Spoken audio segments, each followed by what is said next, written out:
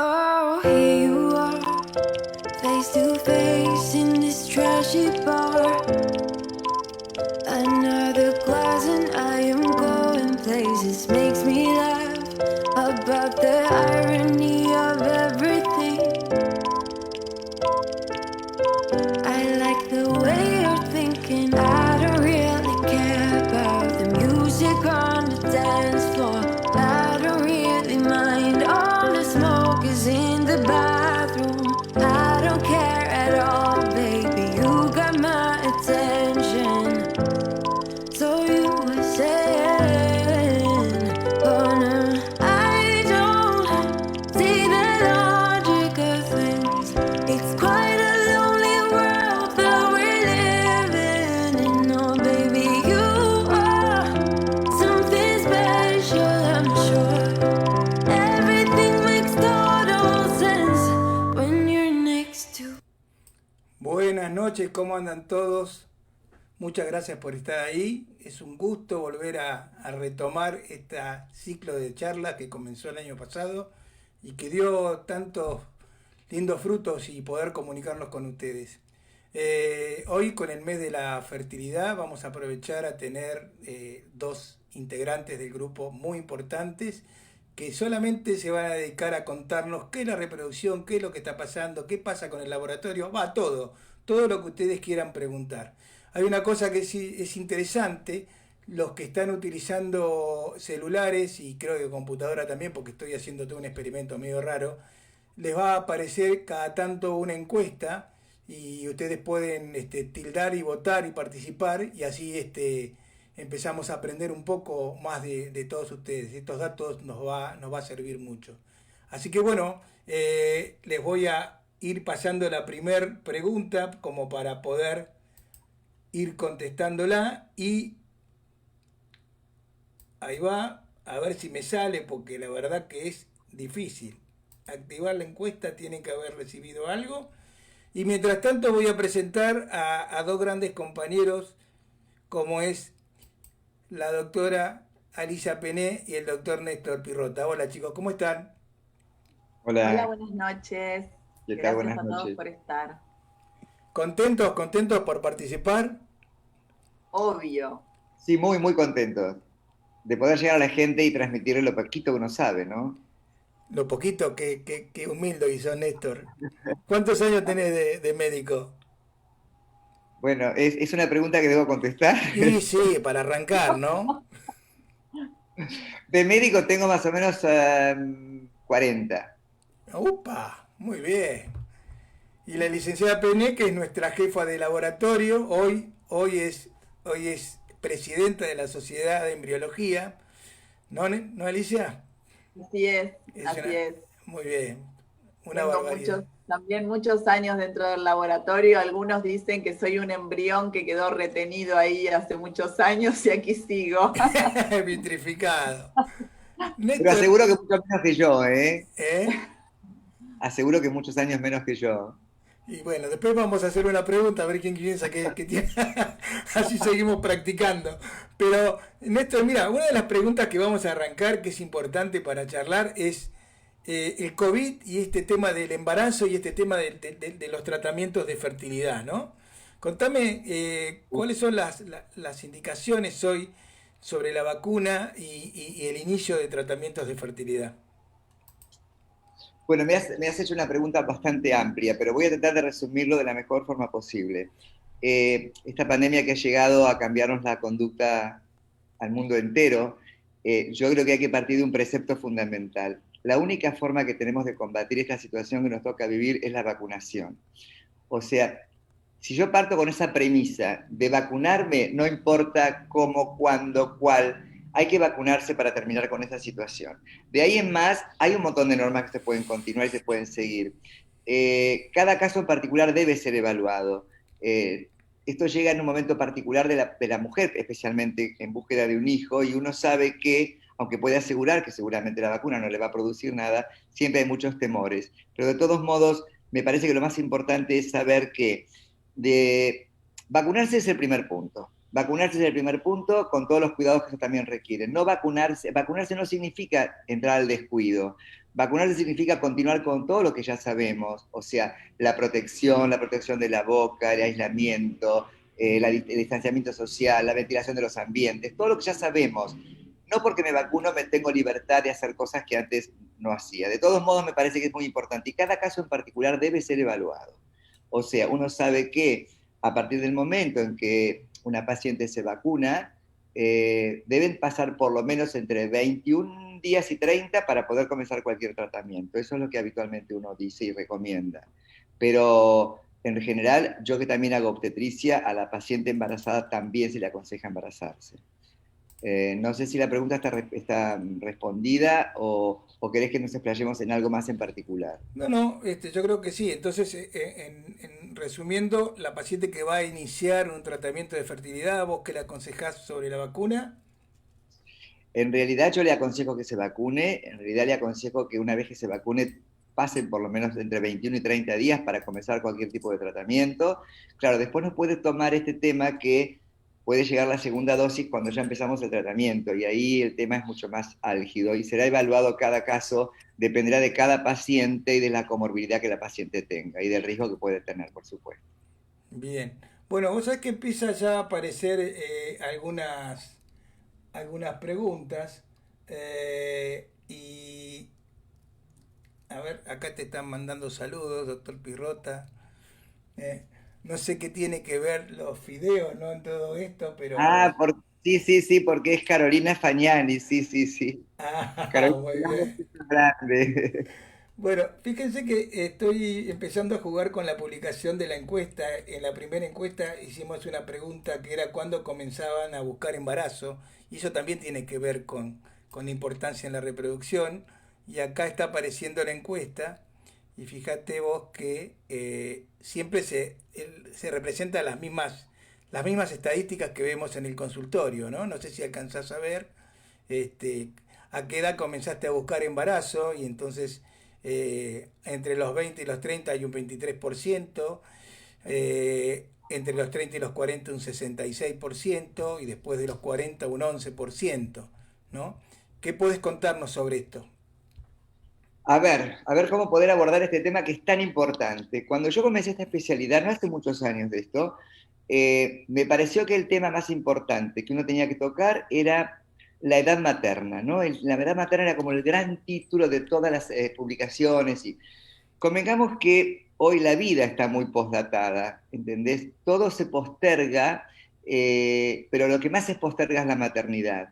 Bueno, mañana cuando, no sé, termine que tal cosa o tal otra, y cuando me doy cuenta el tiempo ha pasado y el tiempo y los años son inexorables para los humanos. Entonces, cuando me doy cuenta que quiero tener un hijo, ya no tengo el tiempo biológico que necesito para que mis ovocitos y mis espermatozoides tengan la calidad que yo necesitaría que tengan que tener.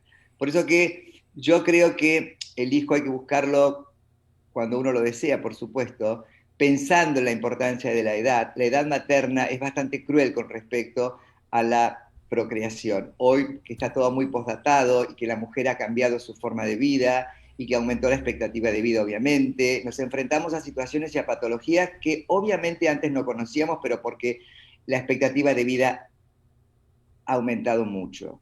Lo que quiero decir con esto es que hay una mujer de 40 años, 45 años, que se la ve una diosa por la calle, no es una diosa en el laboratorio a la hora de evaluar la calidad ovocitaria. Por eso el concepto o el consejo que uno puede dar es que buscar un hijo lo antes posible cuando la calidad ovocitaria es buena, y si no es así, si no se puede, y tengo acceso a otra forma de preservar la edad, que es con la preservación de la fertilidad, que es otro tema a tocar, es importante también detener el tiempo. El paso del tiempo es muy cruel para los ovocitos. Creo que yo creo que en este momento, si hay algo que puedo transmitir en esta charla, es que los pacientes en general tomen conciencia de la edad materna.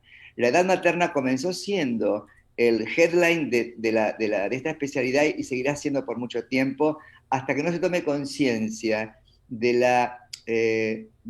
las modificaciones que produce la edad sobre la calidad ovocitaria, por lo tanto, sobre el resultado que es obviamente llevarme un hijo a casa, ¿no? Bueno, vamos con la segunda encuesta mientras tanto, porque coincide o sigue con lo que está hablando Néstor, ¿no es cierto? Una vez cosa, estamos viendo qué porcentajes de pacientes comenzaron su embarazo y a qué edad, y estamos viendo que el mayor porcentaje está dado a partir de los 30, 35 años, que es justamente cuando la reproducción empieza a caer, ¿no?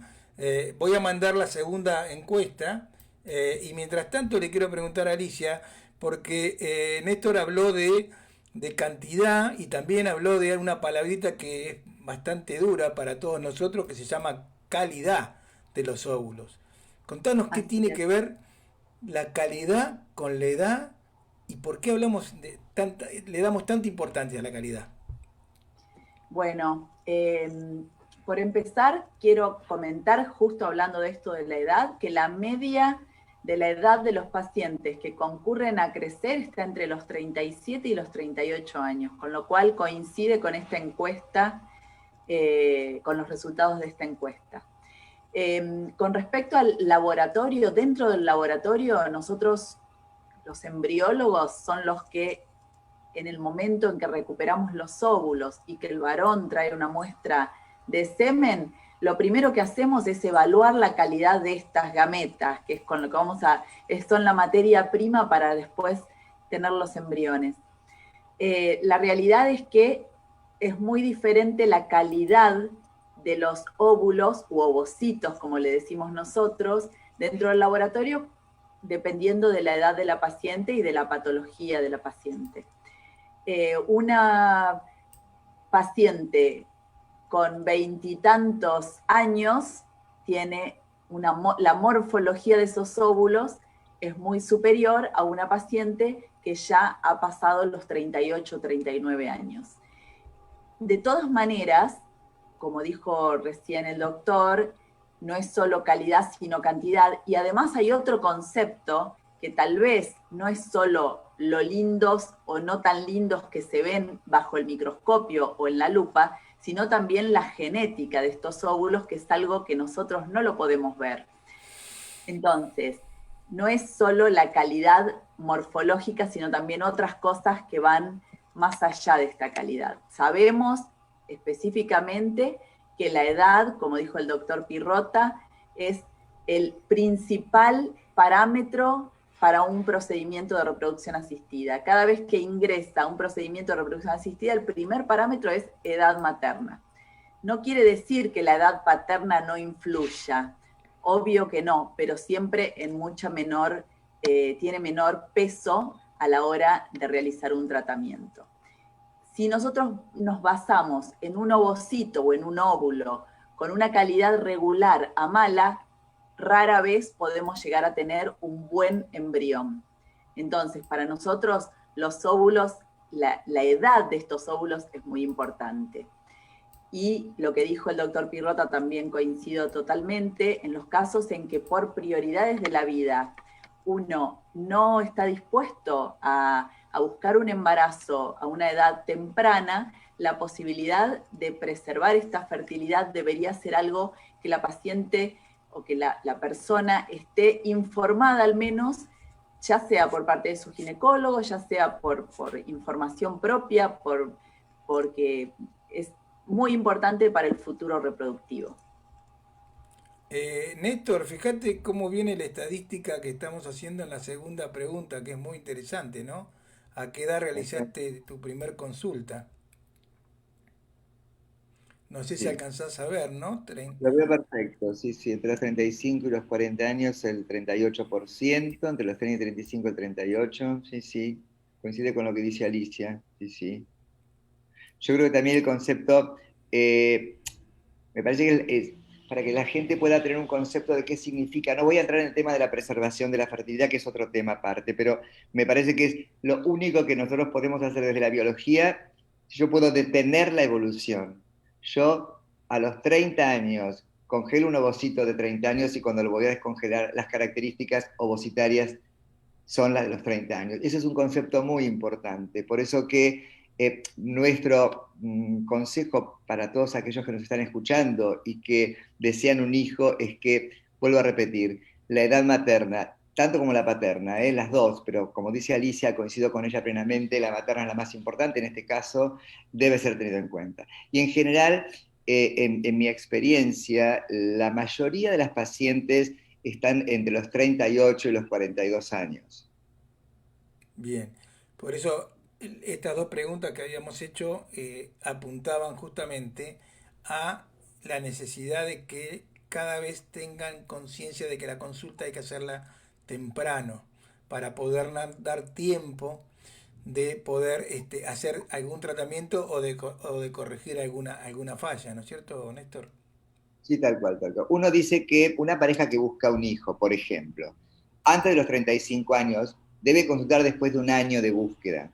Después de los 35 años, después de los 6 meses de búsqueda y no obtener un embarazo, y después de los 39, 40 años, después del tercer mes. Yo creo que esto es muy estadístico, muy rígido. Yo creo que uno puede manejar un par de meses más o menos, pero no dejarse. Uno recibe pacientes y dice, doctor, hace 5 años que estoy buscando un hijo. Si en 5 años una mujer con una vida sexual frecuente, en condiciones habituales, no logra un embarazo, algo está pasando. Entonces, somos nosotros los que muchas veces las pacientes llegan al consultorio y basta una sola charla capaz de abrir una puerta que tenía seguramente cerrada por algún factor que yo, que tengo una formación analítica, podría entender un poco más, pero que no me dedico a esto obviamente, pero que uno puede abrir con sutileza. La paciente se va y no es infrecuente que te llame y te diga, doctor, tengo un EVA-test positivo. Porque si hay algo que nosotros sabemos es lo que estamos haciendo que hacemos. Lo que no sabemos es lo que no hacemos cuando estamos sabiendo lo que hacemos.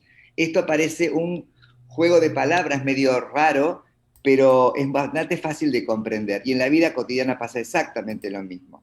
¿Cuántos mensajes dejamos que son comprendidos como uno los dice? ¿Y cuántas cosas la gente puede tomar de lo que uno dice, no sabiendo lo que uno ha querido decir y no sabiendo aún lo que ha causado en el otro? Eso yo lo veo frecuentemente, y más en un consultorio de fertilidad. Por eso es tan importante. No, yo creo que a veces la pareja o la paciente, más que la droga, más que la receta magistral para poder embarazarse, viene a escuchar lo que quiere escuchar, y uno debe saber cómo transmitirlo. Todos aquellos que manejamos la palabra tenemos el poder de conducir al otro por el mejor camino, y hay que tener mucho cuidado en hablar. Los que trabajamos con la palabra tenemos que ser muy cautos, porque no se vuelve más de la palabra dicha.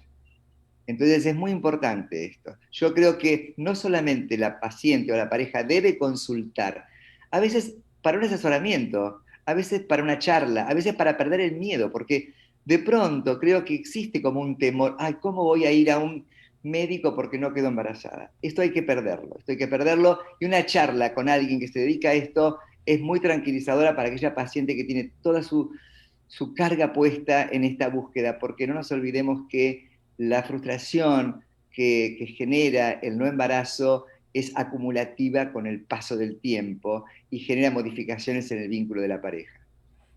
Eso que dijiste me parece espléndido, Néstor. Yo a veces le digo a los pacientes que cuando empiezan a hacer los tratamientos o los estudios, dejen a los profesionales trabajar mientras que su vida siga progresando y que no sea el único tema la reproducción, porque la reproducción es un punto muy importante en ese momento y por eso vienen al consultorio a consultar, pero que no pierdan el vínculo de pareja, que estén más juntos que nunca, porque es la fuerza por la cual se obtienen mejores resultados, ya sea cuando se embaraza, porque todos estamos preparados para el éxito, pero para el fracaso no estamos preparados. Obvio, Los que somos obvio. futbolistas sabemos que si salimos primero en el campeonato mundial somos los mejores del mundo, y si salimos segundos somos un desastre. Y sin embargo salimos segundos. Pero bueno, estamos preparados para el éxito y no para el fracaso. Y eso también nos pasa a nosotros. Cada paciente que no se embaraza, también no nos sentimos bien y nos sentimos tan frustrados como ellos. Obvio, Pero tenemos que obvio. trabajar nuestras frustraciones desde el punto de vista médico para Exactamente. seguir apoyando a la pareja. Exactamente. Yo siempre hay algo que le digo a las parejas, vos llegaste acá con una angustia de no lograr un embarazo. Bueno, olvídate de esto. Yo me hago cargo de tu angustia, yo soy el receptor de tu fracaso o frustración, y vos ahora te olvidás. Déjame que yo me encargue de conducirte, porque igual te digo, hoy es tan importante la información que se tiene acerca de la fertilización asistida, de los embriones. Las pacientes vienen y te preguntan cosas como si fueran biólogas, ¿no? Doctor, ¿y qué grado? ¿Y qué no grado? Uno entra en un mundo que se mezcla un poco el conocimiento científico con la cosa cotidiana. Entonces, lo más importante es que eso sea tomado con la mayor libertad posible, la mayor simpleza, pero nunca perdiendo la sensibilidad. El médico, si hay algo que tiene que tener con el paciente, es capacidad de contención. Y hay una frase que yo siempre uso: yo me hago cargo de tu angustia, vos dejá que yo la puedo manejar. Hasta que pueda, por supuesto, tampoco soy, no me lo creo todo, pero creo que es muy importante contener al paciente, porque de ahí surge el éxito. Si uno puede manejar a una paciente desde la angustia, el éxito es, no te diría que asegurado, pero que vamos por buen camino. Néstor, bueno, seguimos con preguntas y acá hay una que dice, tengo 37 años, tengo un nene de 5 y hace un año que estamos buscando otro bebé y ya se detuvieron 2 embarazos. ¿Necesito hacer un tratamiento?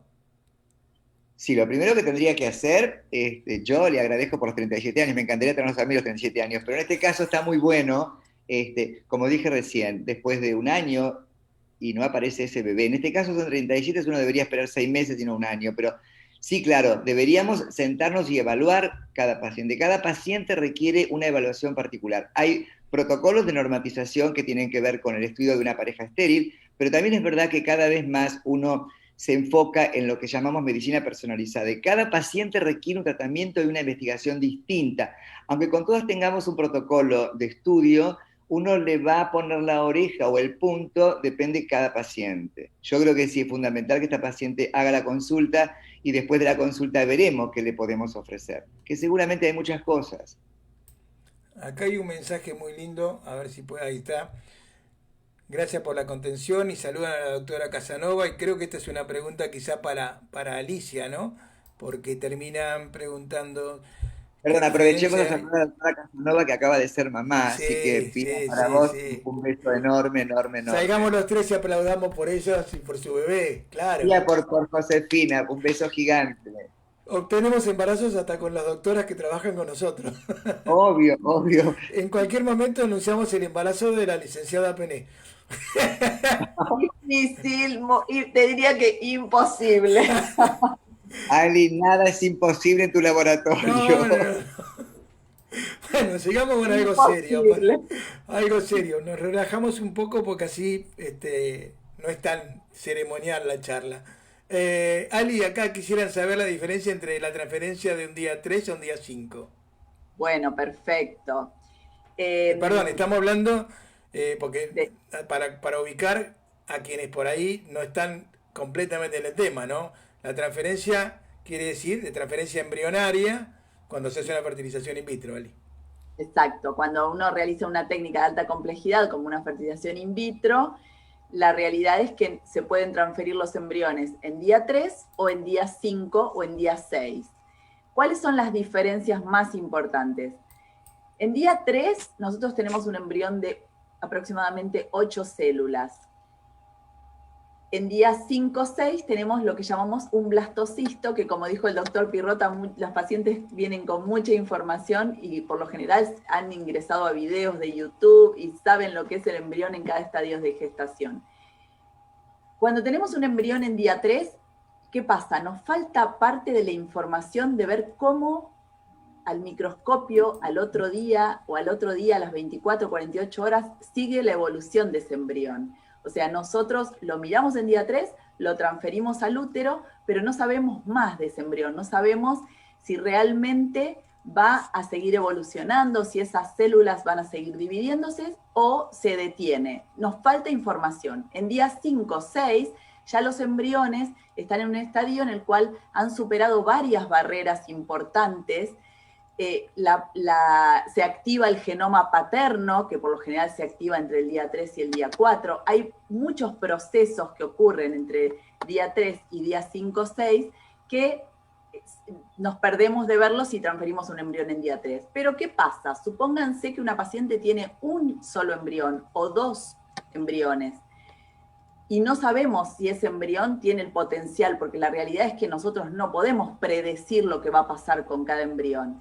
Tal vez, hablando el médico con su paciente, el médico de cabecera con su paciente, cuando hay poca cantidad de embriones, deciden, bueno, vamos a hacer una cosa, vamos a transferir un embrión en día 3, un buen embrión en día 3, y si nos queda uno más o dos más, los dejamos evolucionar hasta día 5 o 6. Y vemos qué pasa. Si evolucionan, congelamos para, esperemos sea, para buscar el hermano. Pero la realidad, y esto es en la reproducción asistida en general en el mundo, la mayor tasa de embarazos se da con embriones día 5 o 6, o sea, con blastocisto. La tasa es muy superior, y esto es porque ya estamos colocando en el útero un embrión que, como les dije, ha pasado por ciertas barreras y sabemos que las ha atravesado con éxito, ya que vemos que esa evolución es positiva y logramos ver ese blastocisto, lo podemos clasificar, saber qué calidad tiene, si tiene mayor o menor chance de implantarse. Digamos que, como les digo, nos da mucha más información un embrión de día 5 que un embrión de día 3. ¿Hay chance de que una paciente no tenga embriones en el día 5 o 6? Sí, hay chance. Puede ser que los embriones, por alguna razón, detengan su crecimiento o no sean embriones de buena calidad con el potencial de llegar a día 5. Eso genera bastante frustración y es difícil muchas veces para el médico transmitirle este concepto a las pacientes. Es importante que sí sepan que hay mayor tasa de embarazo en día 5 que en día 3, en general en el mundo. Si me permitís, Alfredo, voy a agregar algo a lo que dice mi brillante compañera, que es la licenciada Pené. Nosotros, porque las pacientes que han recibido transferencia de embriones en el día 3 se estarán preguntando por qué. Y nosotros somos solamente unos emuladores de la biología, por eso que muchas veces le explicamos a la mamá, o a la paciente en ese caso, que una vez que yo transfiero un embrión, seguramente las condiciones que la mamá le va a dar no son las mismas que le va a dar el laboratorio, por más que yo tenga un laboratorio de excelencia. Por eso muchas veces se prefiere, donde uno ve que el embrión no va a llegar al 5.º día, transferirlo, porque seguramente en el claustro materno las condiciones van a ser distintas. Por eso, muchas pacientes han recibido transferencias de embriones de día 3 y se han embarazado, obviamente. Obvio, yo siempre digo que si pudiéramos poner a un mismo embrión en 2 escenarios diferentes, como sería el laboratorio o el útero, sería imposible, pero bueno, eso sería lo ideal para poder decir qué pasaría con este embrión. La verdad es que nosotros, hasta que no viene el resultado de la subunidad beta, nos quedamos también en ascuas, al igual que los pacientes. Néstor, bueno, fíjate el mensaje que nos manda Gabriel. Seguimos laureando con ustedes hace casi 4 años y nos gustaría tener otro hijo. Ya estamos pasando los 40. ¿Qué nos recomiendan? ¿Lo intentamos? Claro que sí, Natalia, claro que tenés que intentarlo. Sí. Natalia y Gabriel, por supuesto que sí. Y tenemos muchas posibilidades, claro que sí, vuelvan a intentarlo. Sí. Si lo están buscando y no se embarazan, obviamente que sí. Bien. Ali, muchas veces... Yo tampoco quiero ser tan lapidario con la edad materna. Traté de ser un poco... Cuando uno quiere que algún concepto quede pegado, impregnado, debe darle un toquecito de superlativo al discurso para que... que la edad materna es importante. Por eso que también 40 años es una mujer muy joven, pero no se duerman el concepto. Pero Natalia, yo te esperamos en el consultorio con quien vos te atiendas, obviamente. Sí, Ali, lo que te iba a preguntar era, a ver si coincidís con lo que a veces hablamos con los pacientes, ¿no? Siempre, yo les digo que un óvulo no siempre es un embrión, y no siempre un embrión va a terminar siendo un embrión que nos va a dar un hijo, ¿eh? Para eso tiene que haber varias condiciones. La primera condición es que ese óvulo sea fecundado. Y la segunda condición, que ese embrión tenga una característica determinada cromosómicamente hablando, ¿no es cierto? ¿Por qué poco ocurre eso? Contanos un poco sobre qué es lo que ocurre con ese embrión y qué porcentaje hay de esos embriones que nosotros decimos qué bonito y le ponemos, clasificamos y y los piropeamos y qué puede ocurrir. Bien, la realidad es que nosotros solo vemos una parte de lo que es la biología, vemos lo que se nos muestra, que es lo morfológico. Nosotros desde que llega el líquido folicular al laboratorio y podemos ver un ovocito bajo la lupa, vemos lo que nos muestra la lupa o lo que nos muestra el microscopio. Hay un montón de otras cosas a nivel molecular que no estamos viendo, y calculo que el doctor Elena se está refiriendo también al tema genético en este caso. Un muy lindo ovocito puede no ser genéticamente normal, o sí, un hermoso embrión, que nosotros los clasificamos de acuerdo a criterios en crecer, tenemos un programa de gestión de calidad y tenemos todos los parámetros establecidos de qué es un excelente ovocito, qué es un ovocito regular, qué es un ovocito feo, y lo mismo con los embriones. La realidad es que no siempre la parte morfológica o lo que se nos muestra es la realidad desde el punto de vista genético. Por eso es que existen también otras técnicas de clasificación que van más allá de la morfología y que incluyen en algunos casos a la genética, como seguramente muchos de ustedes que están escuchando conocen los test genéticos de preimplantación, en la cual a un embrión que es un lindo embrión se sacan algunas células y puede resultar normal o anormal desde el punto de vista genético.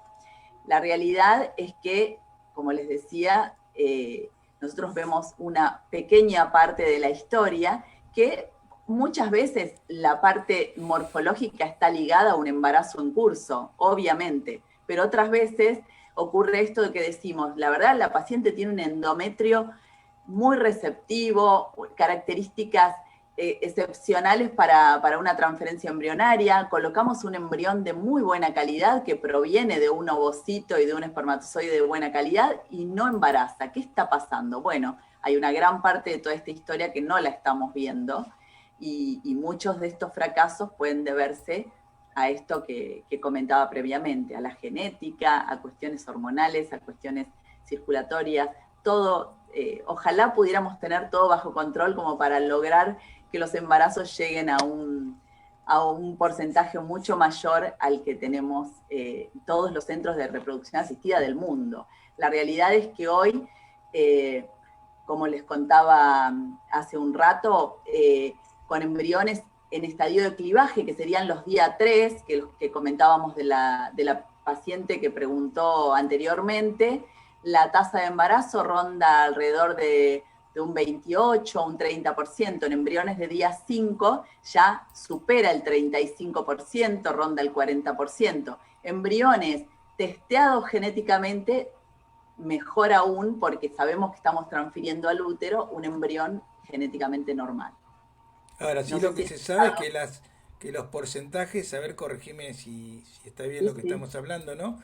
Pero los porcentajes de aneuploidías, o sea, que de embriones que no tienen el número correcto de cromosomas en mujeres hasta los 35 años es del 50%. Y por encima de los 40 años, estas alteraciones cromosómicas superan el 80 casi. Por lo tanto, yo siempre le digo a la gente que nosotros estamos acá de casualidad, porque papá y mamá se tuvo que encontrarse en un momento determinado donde se produjo la ovulación, ese óvulo se pudo fecundar y formar un embrión con cariotipo normal, bueno, más o menos normal, digamos, no, en serio, y después tiene que haberse implantado y haber permanecido durante 40 semanas y poder estar acá como estamos nosotros, pero el 35% de los embriones se abortan durante la menstruación y uno no lo sabe, y eso es un trabajo viejísimo, tiene más de 30 años, donde se ve que las mujeres que tienen durante la menstruación, en el momento que menstruan, y se le hace una unidad beta, muchas veces dan positivo. Por eso uno le aconseja a las pacientes no adelantarse al test de embarazo hasta no pasar la fecha de menstruación. Pero Ali, ya que estamos acá, quería preguntarte, ¿qué posibilidades hay de conocer ese cariotipo? O sea, de conocer que ese embrión sea cromosómicamente apto? Bueno, para eso, como comenté previamente, hay un estudio que consiste en extraer 4 o 5 células de una parte externa del embrión en estadio de día 5 o 6, que es el blastocisto. Nosotros se llaman células del trofoectodermo. Esas células se sacan en un momento determinado donde el embrión tiene una determinada expansión o un crecimiento dado, tiene que permitírnoslo el embrión, y tenemos que saber que al realizar esta técnica no lo vamos a estar perturbando demasiado, o sea, siempre es una técnica invasiva, con lo cual genera el embrión de alguna forma. Le sacamos 4 células, pero de cientos de células que tienen ese estadio, ¿no es cierto? A ese embrión lo volvemos a congelar, lo dejamos en los tanques de almacenamiento de nitrógeno que tenemos en el laboratorio, y esas 4 o 5 células que le sacamos las mandamos a analizar por secuenciación a un laboratorio de estudios genéticos. El resultado nos va a llegar aproximadamente a los 10, 12 días, y ahí nos van a decir cómo fue el resultado de ese embrión. Si ese embrión resultó, lo que muchas pacientes seguramente ya conocen, normal o euploide, o anormal o aneuploide, como le decimos nosotros. Cada paciente, dependiendo del número de embriones que tenga posibles de ser biopsiados, porque como ya les decía, no todos se pueden biopsiar, puede tener cuanto más embriones tenemos, más chance tenemos de tener dentro de estos resultados algún embrión normal para transferir al útero. ¿Qué ocurre con esto? Supónganse que una paciente, pongamos un ejemplo clásico, una paciente tiene 5 buenos embriones. De estos 5 buenos embriones, si no hiciéramos este estudio genético, iríamos transfiriendo al útero 1 a 1, pero supónganse que le hacemos el estudio genético y de estos 5 tenemos 1 que es normal, directamente vamos a la transferencia de un embrión normal y acortamos los tiempos. No quiere decir que la otra paciente no va a lograr el embarazo, pero tal vez le lleve más tiempo porque vamos a empezar a transferir embriones que tal vez no sean justamente el embrión normal. O sea que esto de acortar tiempos también acorta o disminuye mucho todo lo que es la angustia de una beta negativa, ¿verdad? Que me parece que es sumamente importante. Sabemos lo que implica para las pacientes la espera de la subunidad beta, sabemos lo que implica para la paciente una beta negativa, para los pacientes en general. Y bueno, esto acorta los tiempos. Bien.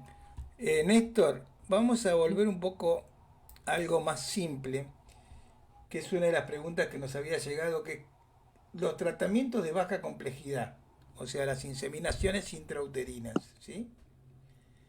¿Se pueden hacer sin medicación, con ciclo natural? Primero explicar qué es una inseminación intrauterina o qué es un tratamiento de baja complejidad, y después contestarme esa pregunta, ¿sí?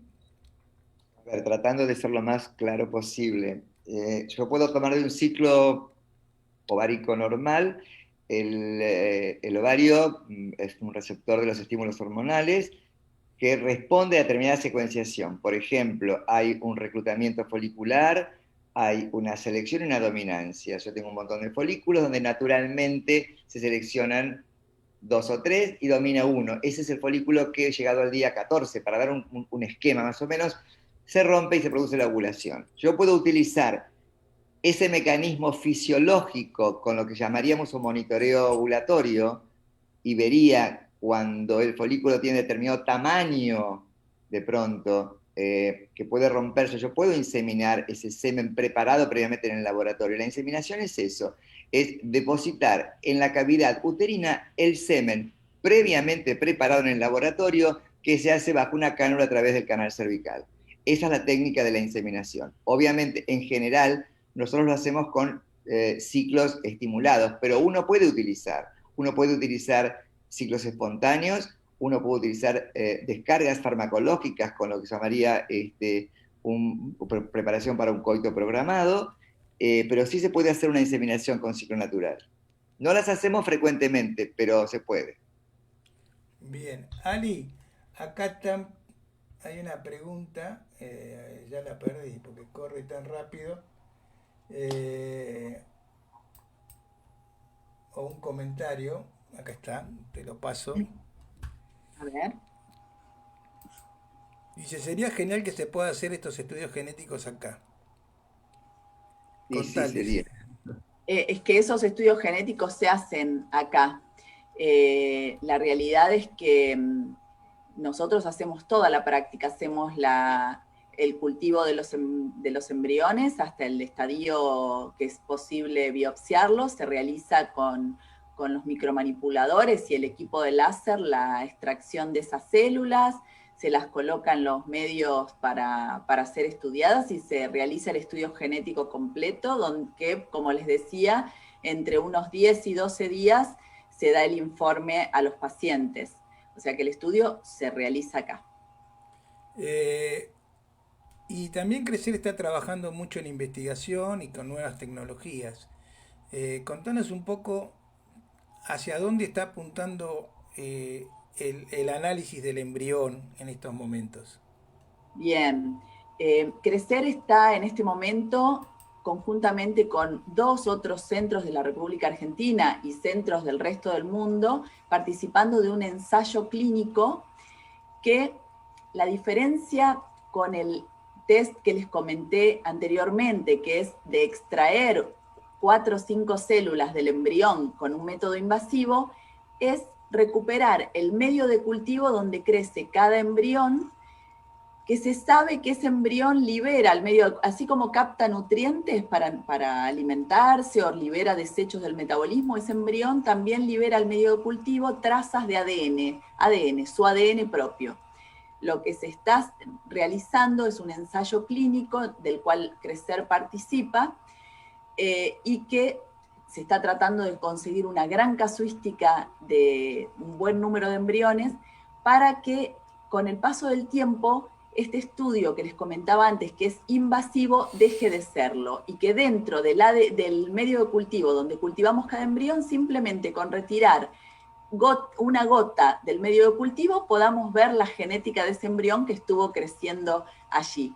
Ese embrión no tiene ningún tipo de estrés porque directamente uno no lo perturba en su crecimiento, se lo retira del medio de cultivo, se lo congela y se espera el resultado de ese medio de cultivo que trae información. Hoy todavía no tiene el mismo nivel de confianza que tiene el otro test invasivo, por eso es que estamos participando de este ensayo clínico en lo cual se está tratando de robustecer el número y lograr mayor confiabilidad de estos resultados. Es un estudio súper interesante. Y bueno, la verdad es que estamos muy, muy contentos de estar participando en él y tenemos un buen número de pacientes que están incluidos en este estudio. Ani, también Andrea Britos acá te está haciendo una pregunta que quizás vos tengas posibilidad de contestarla, ¿qué aconsejan sobre la transferencia de embriones en época de pandemia, sobre todo al no saber qué puede ocurrir con el embarazo en caso de contraer COVID?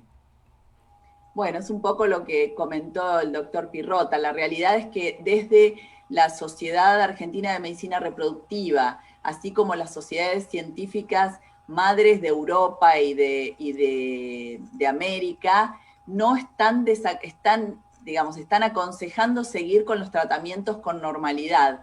Simplemente cuidarse con todos los cuidados que también nombró el doctor Pirrota, que es el distanciamiento, los barbijos, el no concurrir a eventos o fiestas multitudinarias, pero la realidad es que las sociedades científicas avalan la continuidad de los tratamientos, la transferencia embrionaria en las pacientes de reproducción asistida. En el momento en que iniciamos con la pandemia, que no se sabía qué iba a ocurrir, todas las sociedades científicas decidieron frenar los tratamientos, frenar las transferencias embrionarias y esperar a que hubiera estudios científicos basados en evidencia que nos dijeran que teníamos que cambiar la conducta. Hoy en día ya realmente se procede con los tratamientos en forma absolutamente normal.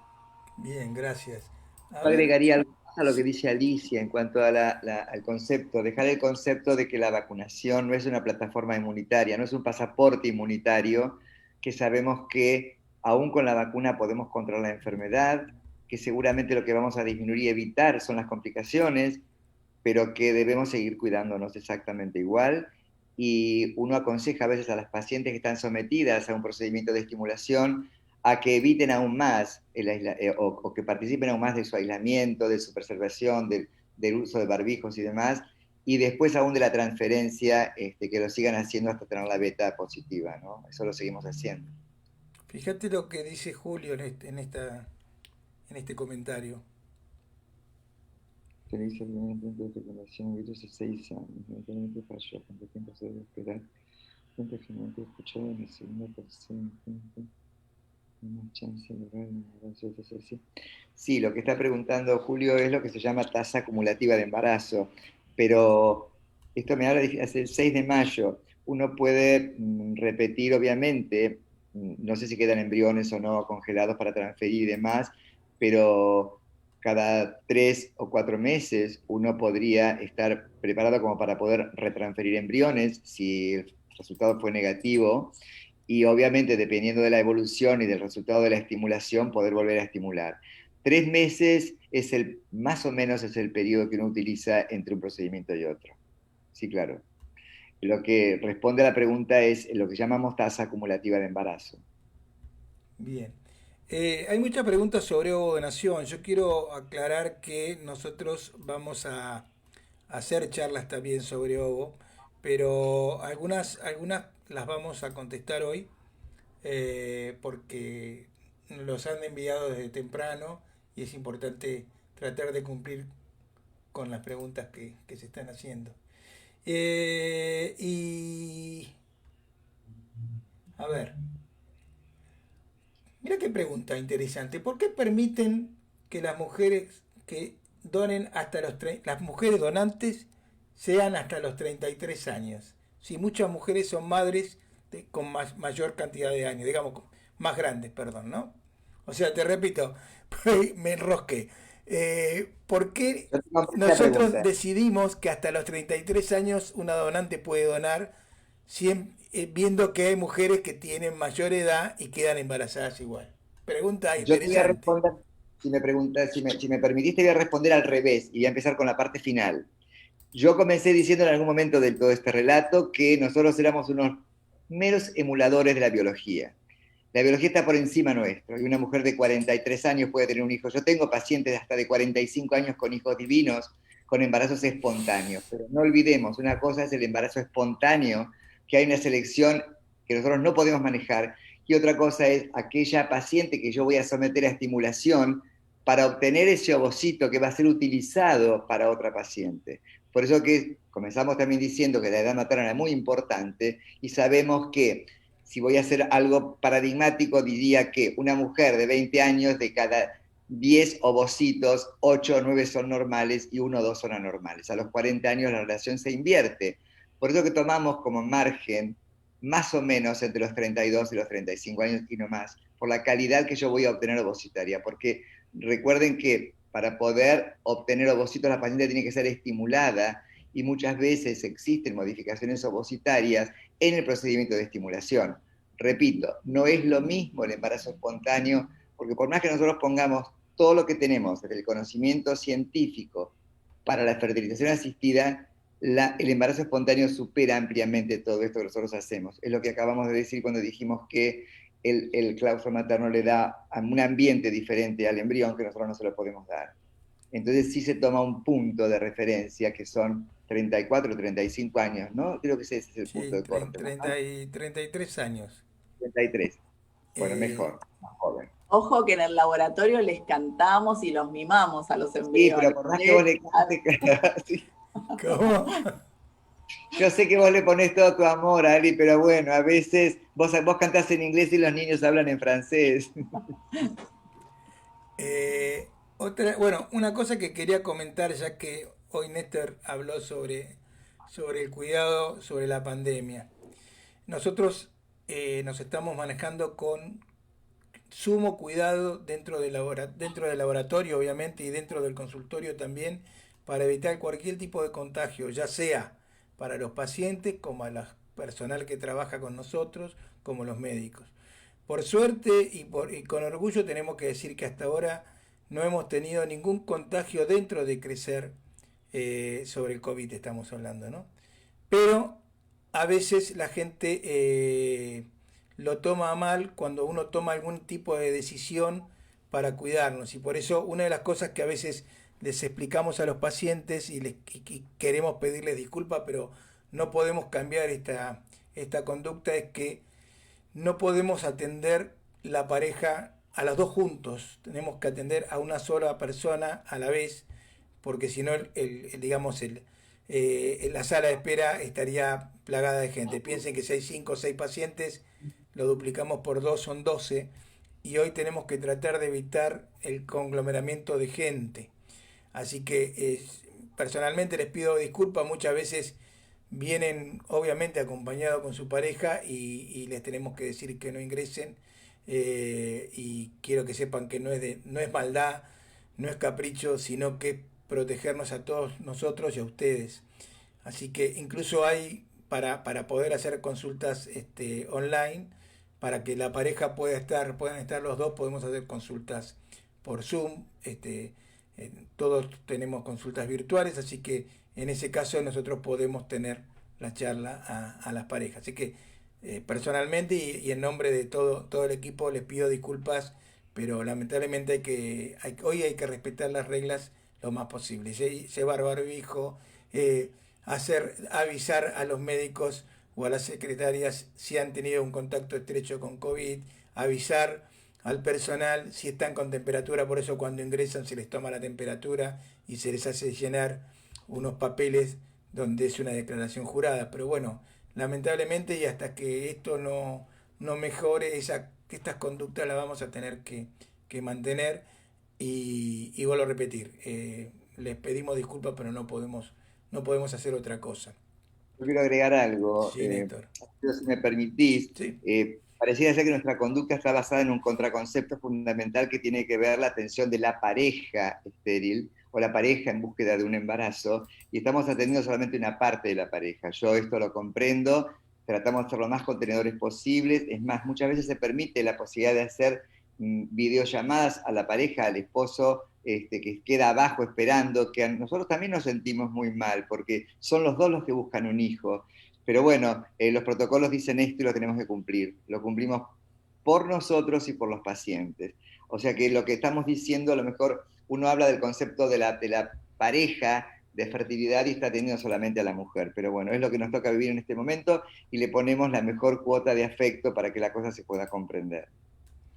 Y por supuesto hoy las parejas no necesariamente van a ser hombres y mujeres, sino que tenemos muchas consultas de parejas homoparentales y tenemos muchas consultas de mujeres solas con proyecto de tener un hijo, y todos están cubiertos dentro de las obras sociales, ¿no?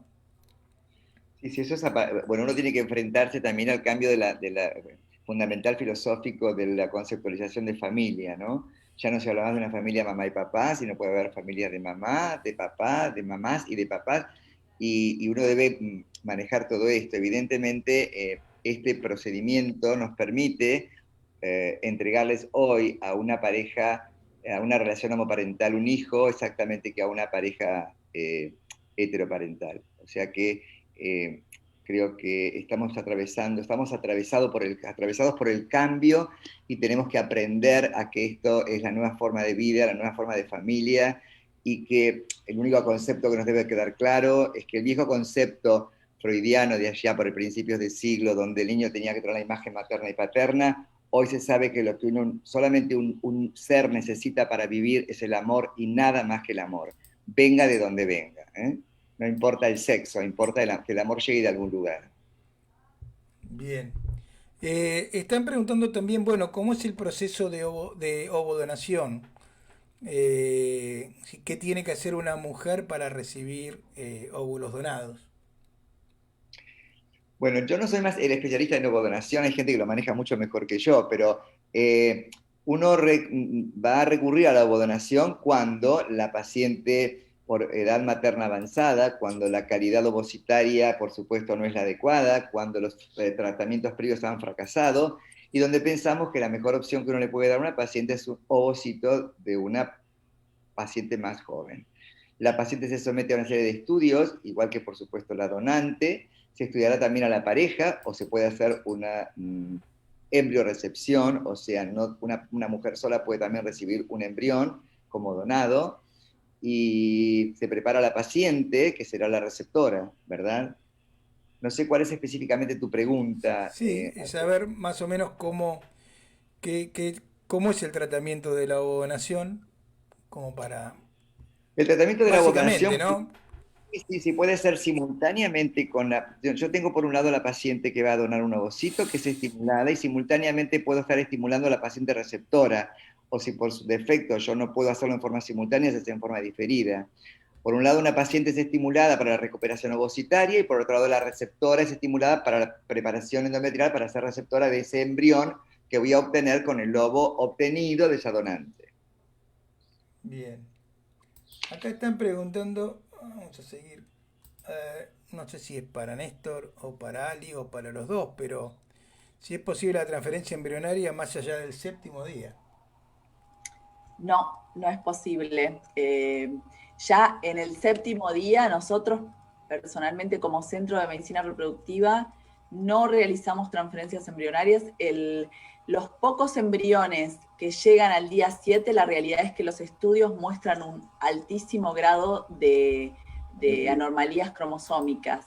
Les diría que en un estudio último dio que los embriones día 7 tienen un 11% de probabilidades de ser normales. Y la realidad es que son muy pocos los embriones que en día 7 todavía están con posibilidades de seguir dividiéndose, con lo cual no más de día 7. Día 7 tenemos, creo que, les soy sincera, de embriones que han venido dividiéndose muy, muy lentamente, pero que siempre se han dividido, y tenemos 2 o 3 embriones congelados de alguna paciente, pero nada más.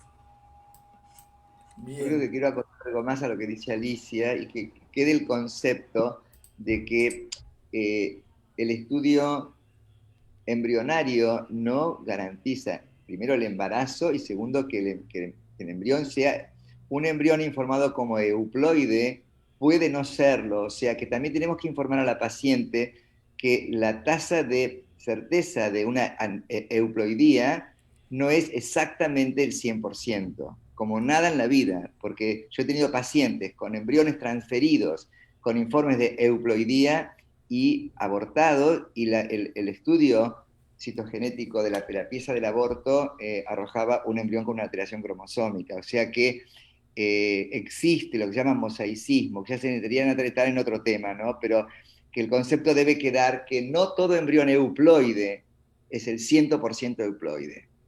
O sea, espero que se entienda el concepto, ¿no?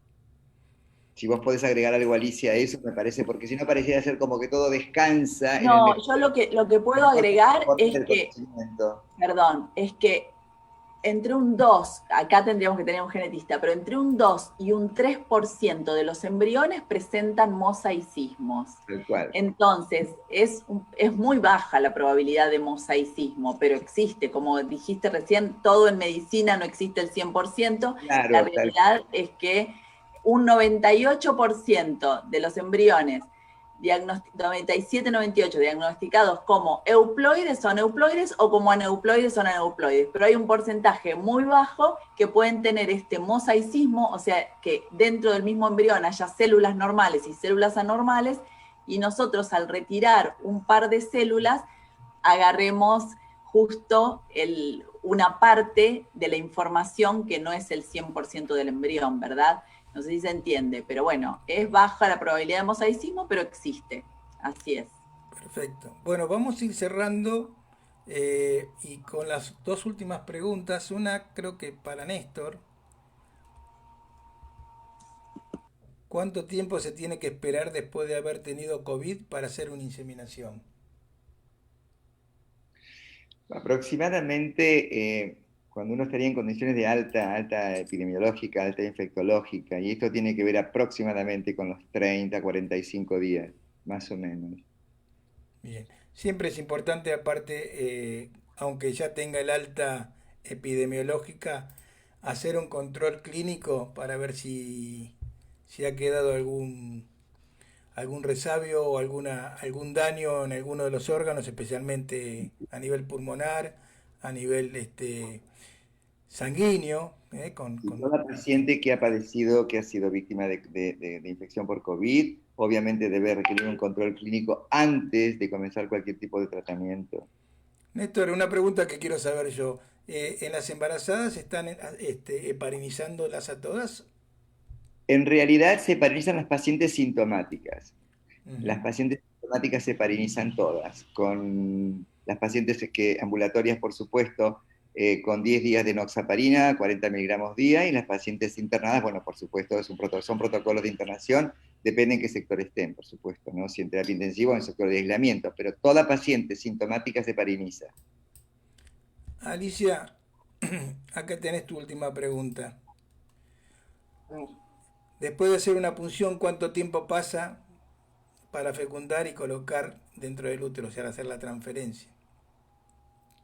Bien, nosotros realizamos la aspiración de esos ovocitos aproximadamente entre las 5 y las 6 horas de aspirados que están en un medio de cultivo eh, formulado con todos los requerimientos nutricionales y estabilizado dentro de incubadoras de última generación que les proveen, así como el doctor Pirrota dijo que no es lo mismo que el útero, le proveen un ambiente, un microambiente lo más cercano posible a lo que es el ambiente uterino en cuanto a temperatura, a concentración de los gases, que son los mismos que tenemos adentro del organismo, y en cuanto a oscuridad, bueno, una serie de factores, tratamos de simular lo más posible el ambiente uterino.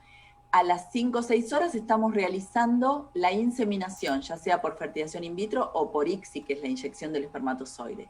Una vez que uno realiza la inseminación, entre 18 y 20 horas tenemos que ver la presencia de los dos pronúcleos, que implica que el embrión está bien fertilizado. O sea que al otro día, a primera hora, abrimos la incubadora, miramos al microscopio y tenemos que ver la fertilización, que es lo que le informamos al médico de cabecera de cada paciente para que transmita a sus pacientes.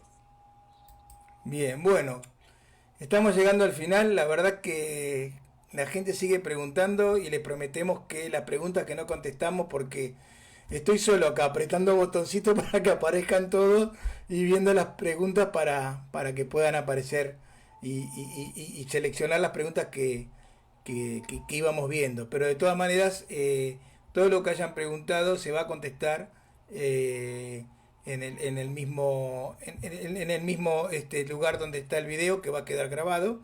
Y bueno, este es el inicio de una serie larga de entrevistas y de charlas con los profesionales de Crecer. Y la próxima charla la vamos a tener en 2 semanas, en 2 jueves, que va a ser la doctora Lebrero para hablar exclusivamente de preservación de la fertilidad, y de ahí vamos a tener una lista larga de charlas.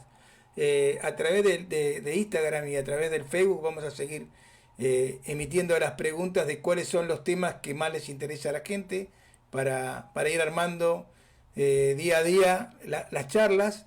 Este mes son 2 charlas para festejar el día o para conmemorar el día de la fertilidad, y a partir del mes que viene vamos a tener una charla por mes, así que dennos idea, díganos qué temas más les interesa, nosotros ya venimos armando.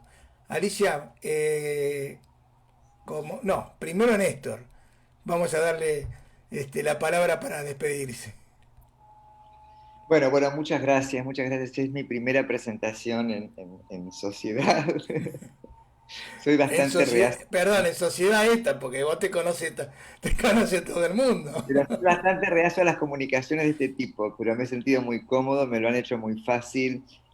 Son ustedes personas maravillosas con las que uno trabaja a diario, así que nada, es transmitir solamente nuestros pocos conocimientos y agradezco a la gente que nos haya escuchado y que nos haya preguntado y estamos abiertos y dispuestos a responder todas las preguntas. Desde ya, Alfredo, muchas gracias, es un placer estar trabajando contigo y Alicia, por supuesto, que nuestra madre, si hay algo que tenemos que agradecer es que nosotros no seríamos nada sin la capacidad que tiene la licenciada Pené para entregarnos esos embriones maravillosos que hoy son niñitos que están en la cuna con sus padres. Así que gracias, Alicia, por todo lo que nos das y creo que es el punto, es el centrómero de nuestro manejar diario. Así que gracias, muchas gracias. Ha sido un placer compartir esta noche, esta tarde con ustedes. Gracias, Néstor. Ali. Bueno, gracias por los piropos, pero no soy solo yo, esto es un trabajo en equipo, el laboratorio tiene excelentes profesionales que trabajan con nosotros y bueno, además está el equipo de todos los médicos, la psicóloga, nutricionista, instrumentadoras quirúrgicas, secretarias administrativas, bueno, todo el equipo de Crecer enorme, enorme, la verdad es que está a disposición de todos ustedes, igualmente que comentaron el doctor Elena y el doctor Pirrota, estoy sumamente encantada de poder tener este espacio para charlar con ustedes. Lamento que no podamos contestar todas las preguntas que hay, porque es cierto que son un montón, estuve mirando en Facebook y algunas intenté contestar, pero bueno, se nos acaba el tiempo y bueno, quedamos a disposición, en el laboratorio también quedamos a disposición para responder cualquier pregunta, si consultan en Crecer pueden hablar con las embriólogas que estamos a disposición de todos ustedes. Gracias por estar del otro lado. Nos vemos en 15 días, ¿eh? Hasta luego. Nos vemos.